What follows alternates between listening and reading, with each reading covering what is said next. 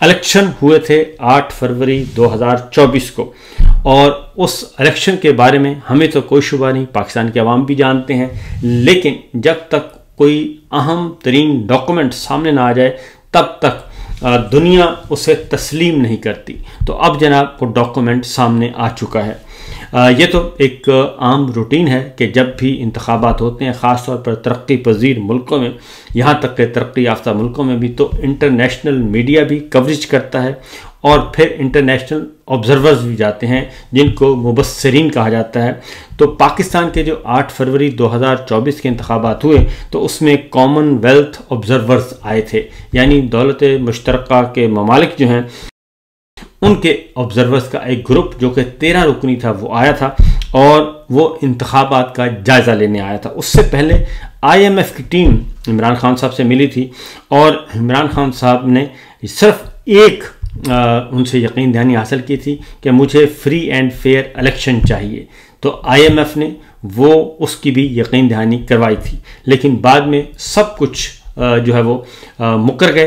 तमाम के तमाम मौजूदा रजीम जो है वो इस वक्त रजीम मौजूद है, उन्होंने ही इलेक्शन करवाया था। 8 फरवरी 2024 का जनरल आसिम मुनीर साहब DGISI थे, लेफ्टिनेंट जनरल नदीम अंजुम, इन्होंने इलेक्शन करवाया था और अब कॉमनवेल्थ ऑब्जर्वर्स की रिपोर्ट लीक हो गई है। पहली बात तो मैं आपको ये बता दूं कि उस रिपोर्ट को उसी वक्त शाया करना ज़रूरी होता है, लेकिन उस वक्त एक अमेरिकन प्रेशर भी था इंटरनेशनल ऑब्जर्वर्स पे, कॉमनवेल्थ कंट्रीज़ पे, उनका भी प्रेशर था, डेफिनेटली था, क्योंकि उस वक्त प्रेसिडेंट बाइडन जो थे वो उनकी हुकूमत थी और ये जो इमरान खान साहब की रजीम चेंज ऑपरेशन हुआ, उनको इक़्तिदार से हटाया गया, उनकी हुकूमत का तख्ता उल्टा गया, तो वो एक साइफर के नतीजे में था, यानी अमेरिकी हुक्म आया था और उसके नतीजे में ये सब कुछ किया गया था। इसलिए उस वक्त भी प्रेसिडेंट बाइडन मौजूद थे जब 8 फरवरी 2024 का इलेक्शन हुआ और इस लिहाजा पाकिस्तान में वो टीम मौजूद थी। मुझे याद है अच्छी तरह, हम मुसलसल वॉच कर रहे थे कि अब प्रेस कॉन्फ्रेंस होती है, अब होती है, लेकिन सरीना होटल में उनका क़याम था। वो आए सरीना होटल इस्लामाबाद में, उन्होंने मुख्तसर सी स्टेटमेंट दे के वो निकल गए और रिक्वेस्ट की गई गवर्नमेंट की तरफ से भी, और असल जो रिक्वेस्ट की गई वो अमेरिका की तरफ से की गई होगी यकीनन कि आप इस रिपोर्ट को शाया ना करें, क्योंकि अगर ये रिपोर्ट शाया हो गई तो फिर उसके बाद इंटरनेशनल कम्युनिटी के पास, इंसानी हकूक़ की तंजीमें जो आलमी हैं उनके पास और जमहूरी इदारों को जो प्रोटेक्ट करते हैं उन तमाम आलमी इदारों के पास फिर कोई जवाब नहीं बाकी बचेगा। लिहाजा ये सूरत हाल थी, इसलिए वो रिपोर्ट दबा दी गई, छुपा ली गई। जबकि पाकिस्तान में पहले से पतन जो है, जो मॉनिटर कर रहा था इंतखाबात को, वो अपने तमाम पूरे के पूरे हल्का वाइज एक तफसीली रिपोर्ट शाया कर चुका था कि किस तरीके से मुस्लिम लीग नवाज़ की सिर्फ 17-18 सीटों को 117-18 सीटें बना दिया गया। ये और उसके बाद फिर जो कुछ हुआ वो भी हमारे सामने, लिहाजा इसमें किसी को शुबा नहीं था। लेकिन कॉमनवेल्थ ग्रुप जो है, कॉमनवेल्थ ऑब्जर्वर्स जो हैं, उनका तरफ से अब रिपोर्ट लीक हो गई है और ये अमेरिकी जरीदे में शाया हो गई है, अमेरिका में ये शाया हो गई है। तफसीली रिपोर्ट है और इसके मुताबिक फरवरी 2024 के इंतखाबात जो हैं वो 100% धांधली ज़दा थे और जिसमें इंतखाबात में होने वाली बड़े पैमाने पर धांधली का पर्दा चाक कर दिया गया है और इस रिपोर्ट को अर्दली हुकूमत के साथ साजबाज करके दबा दिया गया था, जिसका लीक होने वाला मुसवदा अब अमेरिकी जरीदे ड्रॉप साइट न्यूज़ ने शाया कर दिया है। ये ड्रॉप साइट न्यूज़ वही है जिसने साइफर का मुसवदा भी शाया किया था और साइफर पेपर भी शाया कर दिया था। ड्रॉप साइट न्यूज़ के मुताबिक जी, कॉमनवेल्थ ऑब्जर्वर ने आम इंतखाबात की निगरानी के लिए फरवरी 2024 में नाइजीरिया के साबिक सदर गुडलक जोनाथन की क़यादत में अपना 13 रुकनी मुबस्सरीन का वफद भेजा था और इंतखाबात के फौरी बाद जो है वो उन्होंने एक स्टेटमेंट दे के सरीना होटल में वहाँ से निकल दिए थे और तफसीली रिपोर्ट जो है उन्होंने कहा था कि बाद में शाया की जाएगी। लेकिन अब जो है वो तफसीली रिपोर्ट, मैं आपको ये बता दूं कि ये रिपोर्ट लीक की गई है।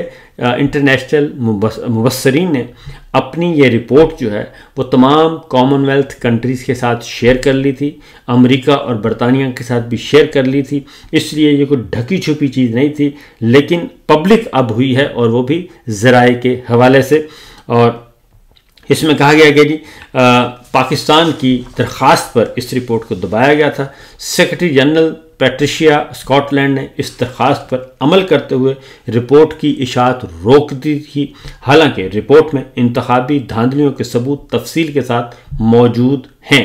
कॉमनवेल्थ ऑब्जर्वर्स की रिवायात के मुताबिक ये रिपोर्ट आम तौर पर इंतखाबात के चंद दिन बाद ही शाया होनी चाहिए थी, मगर आज तक ये इदारे की वेबसाइट पर मौजूद नहीं है और ये पहला मौका है कि इस इदारे ने अपनी 70 साला तारीख में किसी भी मुल्क के इंतखाबी मुबस्सरीन की रिपोर्ट को शाया नहीं किया। तो इससे आप अंदाज़ा कर सकते हैं कि रिपोर्ट रुकवाने वाले ताकत कौन सी थी, और यकीनन जो मैंने आपको बताया बाइडेन इंतज़ामिया थी, इसके अलावा कोई जो कॉमनवेल्थ ऑब्जर्वर्स पे असरअंदाज नहीं हो सकता था। ज़ाहिर है हुकूमत पाकिस्तान की रिक्वेस्ट पे तो उन्होंने ये काम क्या करना था।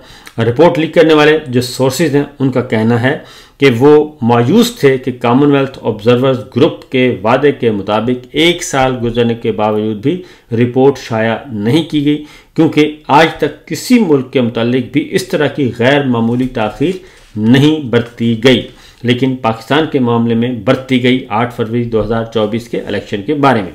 ड्रॉप साइट न्यूज़ के मुताबिक इंतखाबात के बाद पाकिस्तान की फौजी हुकूमत ने कॉमनवेल्थ ऑब्जर्वर्स ग्रुप पर दबाव डाला कि वो मुबस्सरीन की रिपोर्ट को मंजर आम पर ना लाए, क्योंकि इससे हुकूमत की साख को नुकसान पहुंचने का ख़तरा था। ये हुकूमत की साख नहीं थी, ये जनरल आसिम मुनीर साहब की साख को नुकसान पहुंचना था। लेकिन हुकूमत पाकिस्तान के इसरार के बावजूद इदारे की जानिब से इस दबाव को कबूल करना एक गैर जमहूरी हुकूमत को बैनुल-अक़वामी तनक़ीद से बचाने के मुतरादिफ है। रिपोर्ट में ये भी कहा गया है कि धांधली के शवाहद बेशुमार हैं और इमरान खान की जमात के शदीद दबाव के बावजूद इमरान खान की जमात पर शदीद दबाव के बावजूद अवाम की बड़ी तादाद ने उनके हामी आज़ाद उम्मीदवारों को वोट दिया और इब्तदाई नताइज में ही इमरान खान से वाबस्ता आज़ाद उम्मीदवारों की बरतरी वाज़े थी, लेकिन बाद में नताइज मुकम्मल तौर पर पलट दिए गए, तब्दील कर दिए गए। ये अल्फाज हैं। कई घंटे के ब्लैकआउट के बाद मीडिया में यकसर मुख्तलिफ इंतखाबी नताइज पेश किए जाने लगे, जिनमें इब्तदाई नताइज के बरअक्स इमरान खान की बजाय फौजी हमायत याफ्ता उम्मीदवारों को कामयाब करार दिया जाने लगा। रिपोर्ट में इमरान खान के साथ की गई प्री पोल धांधली का भी पोल खोला गया है और रिपोर्ट में बताया गया है कि अदलिया के फैसलों ने भी इमरान खान की जमात को बराबरी की सतह पर इंतखाबात में हिस्सा लेने से रोके रखा। ये काजी फाइज ईसा और chief election commissioner Sultan Raja और हमारे जनरल साहब सब इसके ज़िम्मेदार ठहराए गए हैं, क्योंकि अदालती फैसलों में सिर्फ एक सियासी जमात नहीं, सियासी जमात यानी पाकिस्तान तहरीक इंसाफ को ही निशाना बनाया जा रहा था।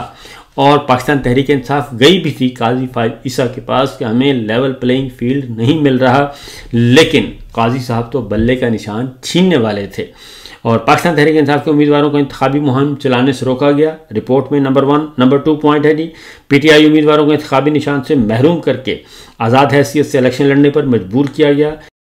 पीटीआई के उम्मीदवारों और हामियों को रियासती तशद्दुद का निशाना बनाया गया, इन्हें गैर ज़रूरी तौर पर गिरफ्तार किया गया और बाज़ अफराद को जबरी लापता भी किया गया।